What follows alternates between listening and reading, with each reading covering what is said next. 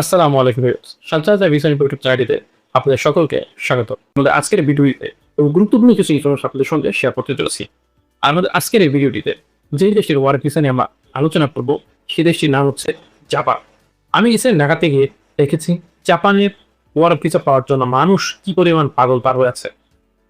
লক্ষ লক্ষ মানুষ জাপানে যেতে চায়, কিন্তু তারা দালালের পিছনে এজেন্সির পিছনে দৌড়াচ্ছে। কিন্তু তারা জানে না দালাল এজেন্সি ধরে জাপানের ভিসা হয় না। যদি আপনার যোগ্যতা অভিজ্ঞতা দক্ষতা কিছুই না থাকে, দুনিয়ার কেউ আপনাকে জাপানের ভিসা দিতে পারবে না। যদি আপনার না থাকে যোগ্যতা, না থাকে অভিজ্ঞতা, আপনি দালালের কিছু বলে না তার পিছনে ঘুরে নেন।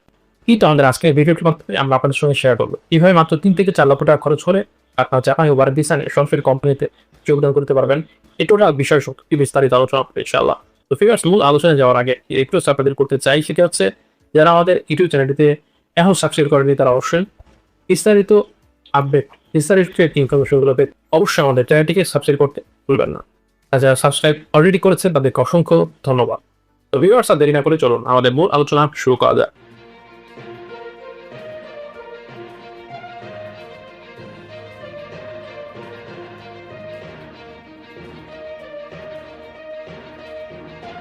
ভিউয়ার্স, ভিডিও প্রত্যেকটি কথা খুবই গুরুত্বপূর্ণ। প্রত্যেকটি কথাই আপনার জীবনের টার্নিং পয়েন্ট হতে পারে। এই জন্য ভিডিওটি টেনে দেখবেন না মেহরবানি করে, তাহলে পুরো গাইডলাইন, পুরো বিস্তারিত বিষয় বুঝবেন না। জাপান পৃথিবীর উন্নত কান্ট্রির মধ্যে একটি দেশ। জাপানে যাওয়ার জন্য হাজার হাজার নোট সিরিয়াল ধরে আছে।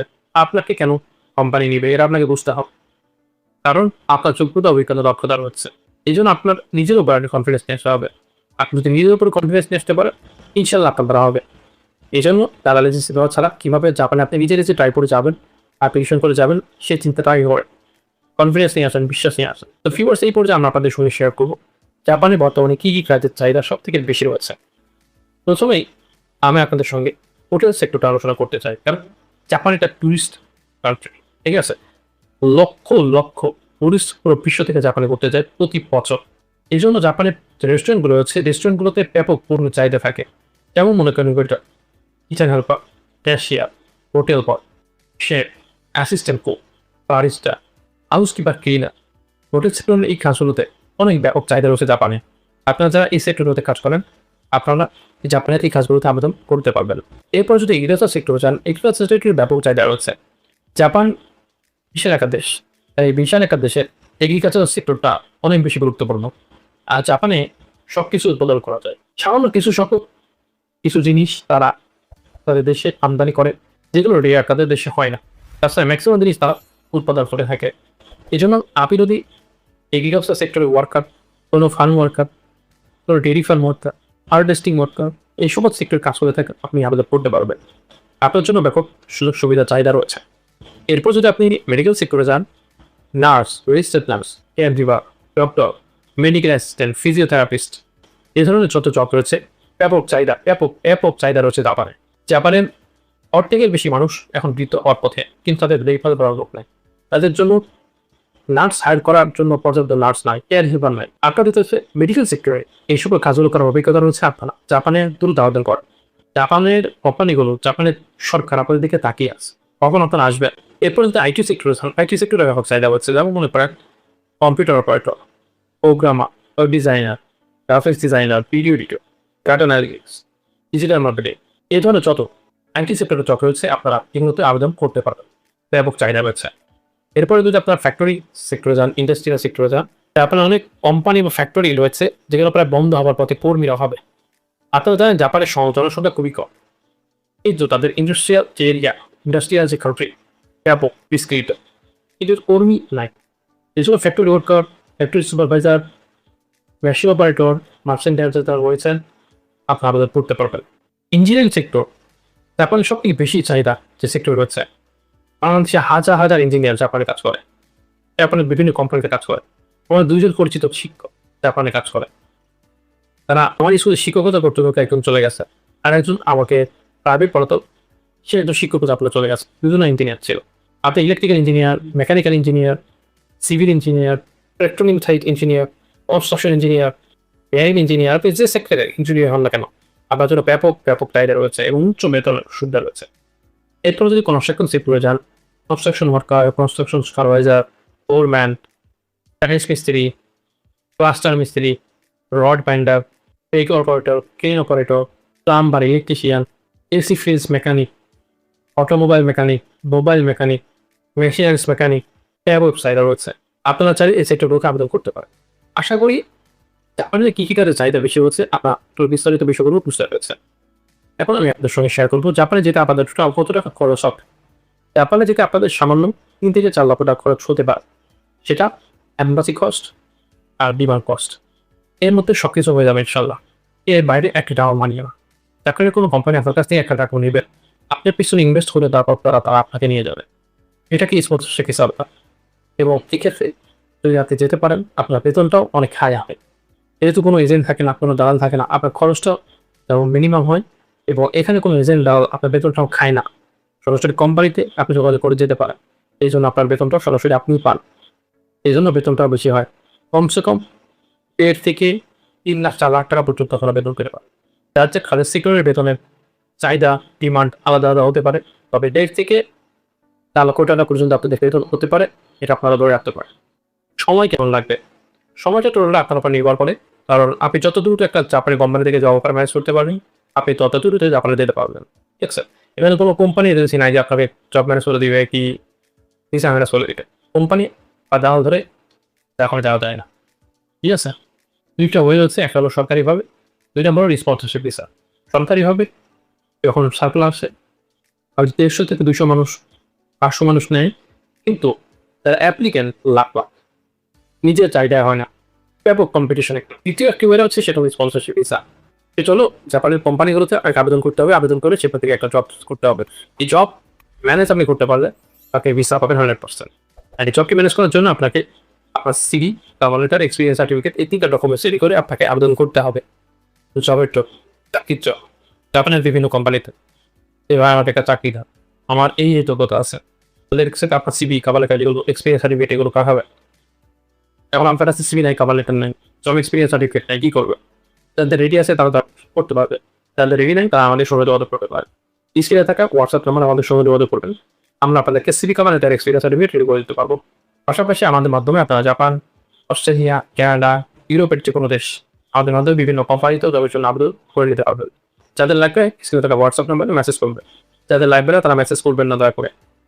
যদি কোনো প্রশ্ন থাকে ভিডিও ডিসক্রিপশন বক্সে আমাদের ফেসবুক পেজের লিঙ্ক অথবা কমেন্ট বক্স রয়েছে, আপনারা সেখানে প্রশ্ন করবেন, আমরা দ্রুত রিপ্লাই করবো।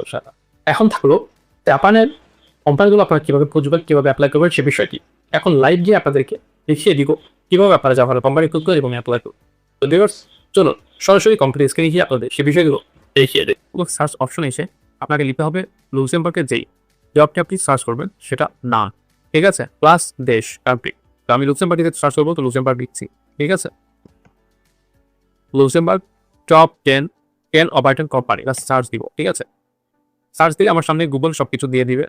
তো তারা আমাদেরকে টপ 10 দেয় না, টপ 7 দিয়েছে, আমরা এটাই ওপেন করি। এটা বলছে টপ 7 কনস্ট্রাকশন কোম্পানি লুক্সেমবার্গ। আচ্ছা, কনস্ট্রাকশন কোম্পানি কেন আসলো? ক্রেন অপারেটর লিখলাম, আসলো কনস্ট্রাকশন কোম্পানি। ক্রেন অপারেটর সবথেকে বেশি লাগে কিন্তু কনস্ট্রাকশন কোম্পানিগুলোতে, এই জন্যই এই কনস্ট্রাকশন কোম্পানিগুলোতে আবেদন করতে হবে আপনাকে, ঠিক আছে। শুধু ক্রেন অপারেটর না, কনস্ট্রাকশন অপারেটর যত ধরনের লোক লাগে আপনারা সবাই আবেদন করতে পারবেন, নো প্রবলেম। তো আমি প্রথমেই এটা ওপেন করছি, ঠিক আছে। ওপেন করার পর আমাদের সামনে লুক্সেমবার্গের 7টি কোম্পানি চলে এসেছে, সব থেকে বড় বড় 7টি কনস্ট্রাকশন কোম্পানি, ঠিক আছে। এর মধ্যে মনে করেন আমি 2 নাম্বারটা আবেদন করব, তাহলে প্রথমে আমাকে কোম্পানির নামটা কপি করতে হবে। কপি করে আমাকে নতুন একটা সার্চ বার নিয়ে সেখানে আমাকে দেখাচ্ছে সার্চ করতে হবে, ঠিক আছে। আপনি চাইলে এটা মোবাইলেও করতে পারবেন। আমি কোম্পানির নাম লিখে সার্চ দিচ্ছি, এরপর আমার সামনে কোম্পানি চলে আসবে, কোম্পানির পুরো ওয়েবসাইট সব চলে আসবে, ঠিক আছে। তো আমি এখানে যে কোম্পানির ওয়েবসাইটের যে অপশন আছে এখানে আমি ক্লিক করে ওয়েবসাইটের মধ্যে ঢুকে যাচ্ছি।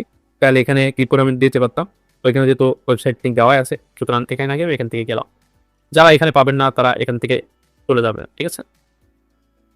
তো কোম্পানিটার ওয়েবসাইট একটু স্লো ওপেন হচ্ছে, আপনারা এখানে দেখতে পাচ্ছেন সব কিছু ফ্রেঞ্চ ভাষাতে লেখা, ঠিক আছে। তো এটাকে ইংলিশ করে নিব। ইংলিশ করে নেওয়ার জন্য আমাকে ইংলিশ ল্যাঙ্গুয়েজ সিলেক্ট করতে হবে। বাংলা সিলেক্ট হয়ে গেছে, ইংলিশ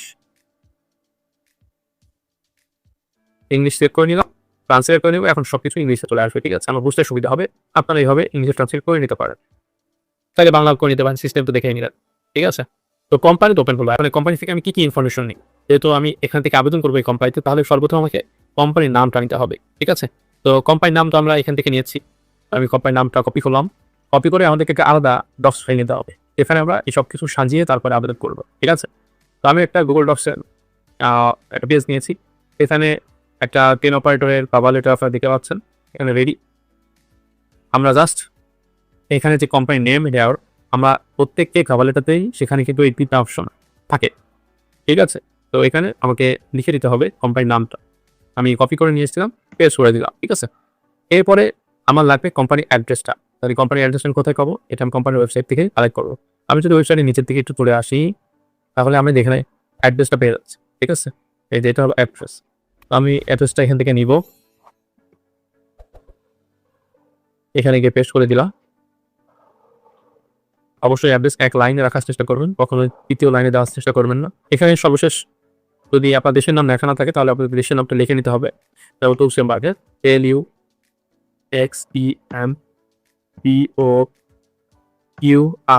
ঠিক আছে, লুক্সেমবার্গ। এরপর আমাকে কোম্পানির জিমেল অ্যাড্রেস এখানে দিতে হবে। ঠিক আছে, তাহলে কোম্পানির জিমেল অ্যাড্রেস আমি কই পাবো?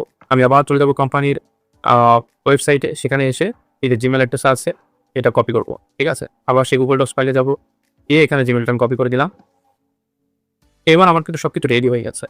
এখন বাকি তো সবকিছু আগে থেকে রেডি করাই আছে। যাদেরকে ফাইল দেওয়া হয়েছে সবাইকে কিন্তু এটা রেডি করে দেওয়া হয়েছে। ঠিক আছে, তো আপনারা জাস্ট প্রত্যেকটা জায়গা আপনার যে ডেটটা চেঞ্জ করবেন প্রত্যেকবার অ্যাপ্লিকেশনের সময়। ঠিক আছে, মনে করেন আছে 31 তারিখ, 31 অক্টোবর, এখানে লেখা আছে 30 অক্টোবর, আমি 31 লিখে দিব। ঠিক আছে, এরপরে আপনার কোম্পানির নাম হয়ে গেল, জিমেল অ্যাড্রেস পেয়ে গেছি, সরি এখানে কোম্পানির অ্যাড্রেস পেয়ে গেছি, এখানে জিমেল অ্যাড্রেস পেয়ে গেছি। তো আমার যেহেতু চেঞ্জ করার মতো আর কিছু নাই, তো আমি একটা এখানে কপি করবো। ঠিক আছে, কপি করে নিলাম, কপি করে চলে যাবো আমার জিমেইলে। এখন জিমেইলের মাধ্যমে তো আমি আবেদনটা করব, তাই না? তাহলে আমাকে একটা জিমেইল ওপেন করতে হবে, যে জিমেইলে আমি আবেদন করব। তো জিমেইলে এসে আমি একটা জিমেইল ওপেন করলাম, কম্পোজে ক্লিক করে জিমেইল ওপেন করে নিলাম। এই জিমেইলে যে বডি আছে এখানে একটা পেস্ট করে, ঠিক আছে, এখানে একটা পেস্ট করে দিলে আপনারা ওই কভার লেটার আলাদাভাবে এখানে অ্যাটাচ করতে হবে না। ঠিক আছে, তো এখানে রিসিপশনিস্ট মানে আমি যাকে জিমেইলটা পাঠাবো, এখানে আপনার কোম্পানি জিমেইলটা দিয়ে দিবেন, এখান থেকে কপি করে এখানে পেস্ট করে দিবেন। আর এই যে সাবজেক্ট, এই সাবজেক্টটা কপি করবেন, কপি করে এখানে পেস্ট করে দিবেন। ঠিক আছে, আপনাদের এটার কাজ শেষ, এটার কাজ শেষ, জিমেলের বডির কাজও শেষ। এখন আপনার সিডি কাভার এটা এখানে অ্যাটাচ হবে। ঠিক আছে, এটার উপরে ক্লিক করলে আপনার সিডি কাভার লেটার এখানে চলে আসবে। আপনারা সিডি এক্সপিরিয়েন্স সার্টিফিকেট এভাবে সিলেকশন করে অ্যাড করে দিবেন। ঠিক আছে, এখন দিলে এটা অ্যাড হয়ে যাবে। এখন এই সেন্ড বক্সে ক্লিক করলে আমার জিমে সেন্ড হয়ে যাবে, আমার অ্যাপ্লিকেশন সেন্ড হয়ে যাবে। এভাবে আপনারা অ্যাপ্লিকেশন করতে পারেন।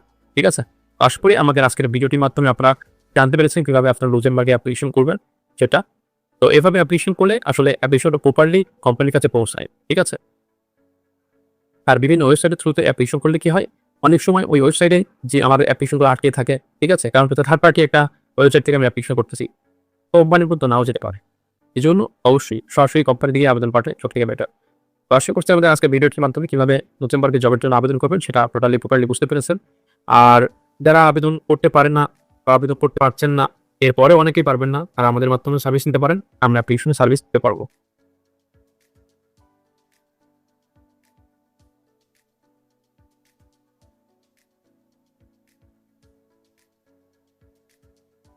ভিউয়ার্স, আশা করছি আমাদের আজকের ভিডিওটি অনেক বেশি গুরুত্বপূর্ণ ছিল, ইনফরমেটিভ ছিল। যদি সত্যি আমাদের ভিডিও থেকে আপনি একটু হলেও উপকৃত হয়ে থাকেন, তা অবশ্যই ভিডিও থেকে লাইক দিবেন, আপনার পজিটিভ কমেন্টস করবেন। এরপরে আপনি রিলেটেড ভিডিও চান, কোনো প্রশ্ন থাকে ভিডিও কমেন্টস বক্সে সেগুলো করতে পারেন। ভিডিওগুলো শেয়ার করবেন, আপনি সহ আপনার আত্মীয় স্বজন বন্ধু বান্ধবের কাছেও ভিডিওগুলো পৌঁছাবেন, তারা যেন ভিডিওগুলো থেকে উপকৃত হতে পারে, দালাল এজেন্সি ছাড়াও টাকার মধ্যে যেতে পারে। এবং পরবর্তীতে এ ধরনের ইনফরমেটিভ ভিডিও বেশি বেশি পেতে আমাদের চ্যানেলটি সাবস্ক্রাইব করতে বলবেন না। পরবর্তী ভিডিওতে রামতুল ফ্যানের মধ্যে আজকে ভিডিওটি শেষ করছি। আল্লাহ হাফেজ।